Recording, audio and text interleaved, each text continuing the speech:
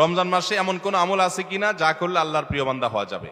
ভাইরা আমার, এই প্রশ্ন উত্তরে আমি বলতে চাই, রমাদান মাসে আল্লাহর নৈকট্য লাভের জন্য যে সুযোগটা তৈরি হয় এটা বছরের অন্য কোনো মাসে হয় না। সেটা কিভাবে? একে তো রমাদান মাসের প্রধান ইবাদত হলো সিয়াম বা রোজা, যেটাকে আমরা রোজা বলি।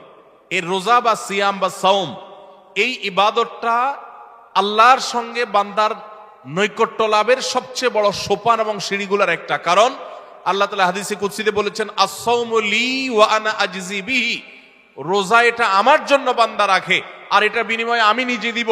এটা আল্লাহর সাথে বান্দার খুব গভীর সম্পর্কের একটা মাধ্যম। এই জন্য রোজা রেখে আপনি কোনো হারাম কাজ যদি না করেন, ঝগড়াঝাটি না করেন, মিথ্যা প্রতারণা না করেন, সকল গুনাহ থেকে বাঁচার চেষ্টা করেন, এটা আল্লাহর নৈকট্য লাভের সবচেয়ে বড় মাধ্যম হবে।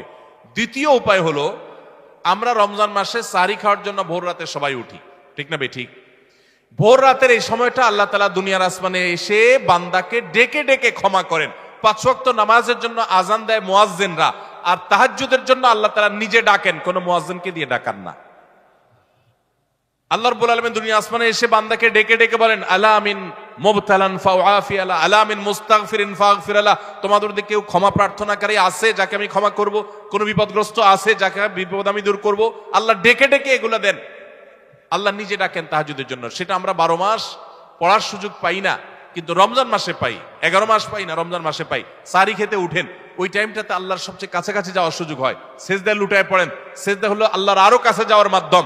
আকরাবু মা ইয়াকুনুল আবদু মির রাব্বিহি ওয়া হুয়া সাজিদ, বান্দা আল্লাহর সবচেয়ে কাছে যেতে পারে সিজদায় ভোর রাতে, রমজানে। সবগুলো উপলক্ষে একসাথে হয়েছে। এই জন্য ভোর রাতে সাহরি খেতে উঠলে আল্লাহর ওয়াস্তে আমি অনুরোধ করি আপনাদেরকে যে ভাইরা, এই টাইমে সাহরি খেতে উঠলে সাহরি খাওয়ার আগে পরে 10টা মিনিট অন্তত টাইম বাইর করেন। লাইটটা বন্ধ করে দিয়ে আলো আধারিতে সিজদায় পড়ে যান, 2 রাকাত নামাজ পড়েন, একটু দোয়া করেন। শুধু সাহরি খেলেন আর চলে গেলেন মসজিদে না, এই টাইমটাতে একটু দোয়া করেন। আল্লাহ নৈকট্য লাভের দারুণ সুযোগ।